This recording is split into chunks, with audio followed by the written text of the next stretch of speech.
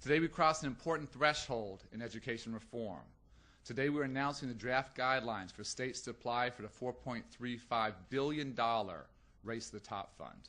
Today we're here to announce and celebrate a new Race to the Top in schoolhouses all across America. Since the Education Department was created in 1980, 8 of my predecessors have stood here.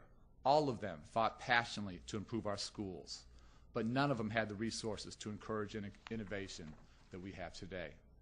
In fact, if you take all the discretionary money for reform that every one of my predecessors had and add it all together for the last 29 years in a row, it is still a much smaller pot of money for reform than the Race to the Top Fund that we are announcing today. The Race to the Top is the equivalent of education reform, the moonshot. And the President is determined, I am determined, and our team is determined not to miss this opportunity. Over the past 6 months, many states have adopted reforms that would have been almost unthinkable just a year ago. Earlier this spring, 46 states signed on to a state-led process to develop a common core of K-12 standards in English, language arts, and math. So despite the obstacles, I am full of hope about America's capacity for transformational change. I can see it, and I can taste it, and I can feel it everywhere I go. As I said today in the Washington Post, the edifice of education reform will take years to build, but the race to the top starts today. Now is our time. Because improving education is central to rebuilding our economy, we set aside over $4 billion in the Recovery Act to promote improvements in schools. This is one of the largest investments in education reform in American history. That's how we can incentivize excellence and spur reform and launch a race to the top in America's public schools. Better standards, better teaching, better schools. Data-driven results. That's what we will reward with our Race to the Top Fund. It's time to stop just talking about education reform and start actually doing it. Put our resources behind the kinds of reforms that are going to make a difference. In the coming weeks, states will be able to compete for what we're calling a Race to the Top award. Over $4 billion on the table. If you are committed to real change in the way you educate your children, if you're willing to hold yourselves more accountable, and if you develop a strong plan to improve the quality of education in your state, then we'll offer you a big grant to help you make that plan a reality. Now, before a state is even eligible to compete, they'll have to take an important first step. And this caused some controversy in some places, but it shouldn't be controversial. Any state that has a so-called firewall law will have to remove it. Now, here's what a firewall law is. It basically says that you can't factor in the performance of students when you're evaluating teachers. At the top has begun in our schools. But the real competition will begin when states apply for the actual Race to the Top ranks. They had to make some changes just to even join the race. But now the race starts. And we're going to start seeing even more interesting states' applications to determine whether they measure up. We'll take a look at a state's track record to determine whether the steps they've taken have had real results when it comes to their students' education. We'll take a look at whether states are taking an all-hands-on-deck approach when it comes to reform. And in particular, we'll take a look at how states are doing when it comes to 4 key measures of reform that any state can adopt beginning early next year.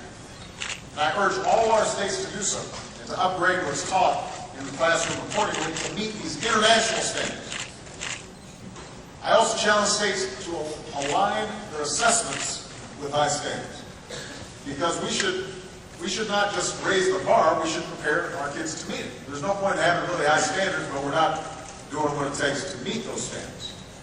And I want to be clear, this is not just about more tests, because I know that in the past people have been concerned about, is this about standardized tests, or are we going to have our young people being taught to the test? That's the last thing we want. What we want to do is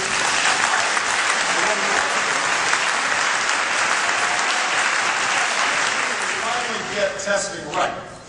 So it's not about more tests, it's about being smarter about our assessments. It's about measuring not only whether our kids can master the basics, but whether they can solve challenging tasks. Do they have the skills like critical thinking, teamwork, entrepreneurship? They're not just interested in can they fill out a bubble. Right? What we want to do is to take a look generally, are kids learning and gaining the critical thinking skills that they need to succeed. Now these are the kinds of assessments that our state should be putting in place, and we're setting up a separate competition where they can win grants, extra grants, to help them do just that. So standards and assessments, that's the first measure.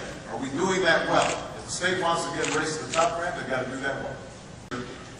The second measure is whether a state is committed to putting effective teachers in its classroom and effective principals at the helm of its schools. Third factor, third measure we'll use in this race to the top competition is whether states are tracking the progress of our students and teachers to make sure every child graduates ready for college and a career. So, as I said earlier, before a state can even apply for a grant, it has to change any laws that prevent us from factoring in the performance of students when they're evaluating their teachers. But that's not enough. If a state wants to increase its chances of actually winning a grant, it's going to have to do more. It's going to have to collect information about how students are doing.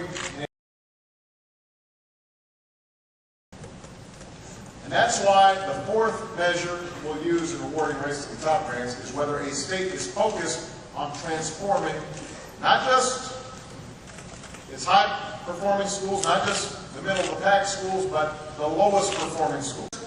There's always excuses for why these schools can't perform.